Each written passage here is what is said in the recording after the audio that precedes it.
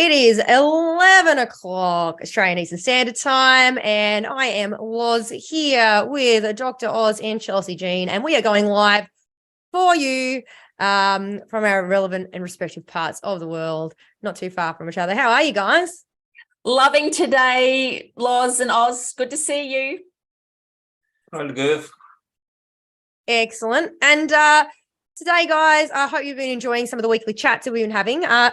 Today, our topic of conversation is actually all about lymphedema. But before we get into that, quick little intro. So I'm Loz. I'm a healthy habit coach. I have a business called Loz Life, and I help lots of busy people get themselves unstuck from the burden of busyness and burnout. We do that by focusing on 5 simple habits that I call handbrake habits. Those are eating, breathing, sleeping, moving, and hydration.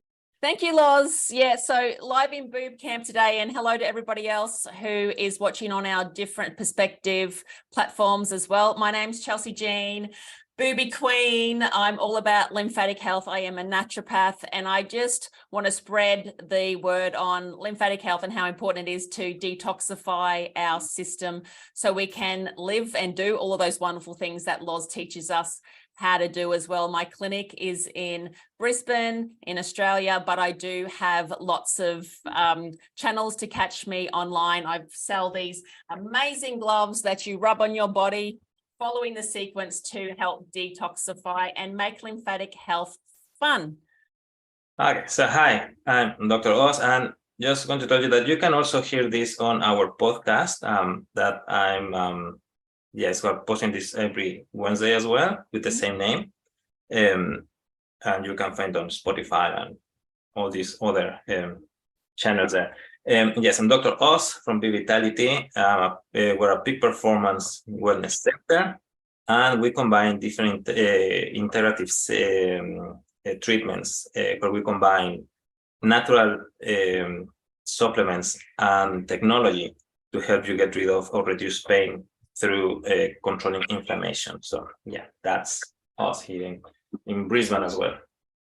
But today's topic is lymphedema. So for this particular part of the conversation, I actually just really like to hand over to Chelsea and to Oz first, and just gain some perspective about what lymphedema might look like. Because, you know, the reality is, guys, we can all just Google what is lymphedema, and pretty much you will get interesting information from Dr. Google that will give you a textbook definition of what it is.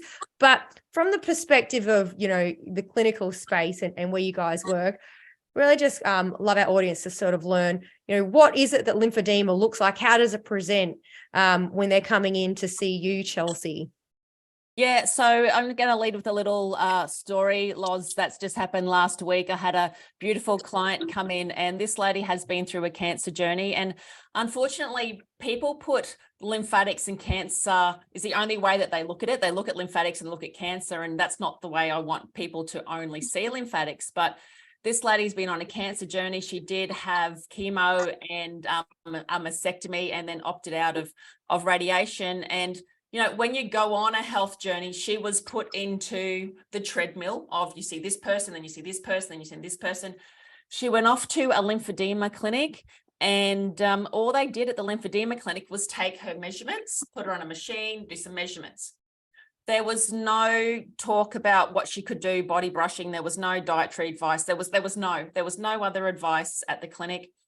Her measurements got bigger in her body, because what lymphedema is trapped fluid that can't get out.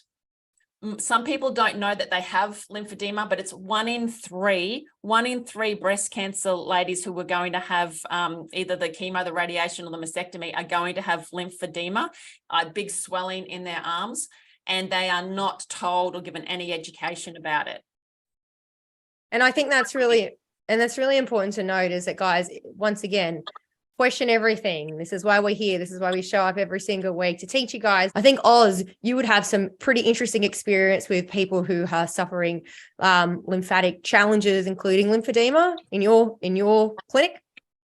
Yeah, so there are a few things here. Like, number one is we have to understand that there are different degrees of lymphedema. It's not just one appearance. Like, you can go from stage 1 to stage 4. and all of them look different. You have also to see that there are different situations, like something as simple as bad massage can cause you lymphedema. Like going to one of these deep tissue massage can cause you lymphedema because they block one of your lymphatic channels there. And that's just because the lymphatic system is so sensitive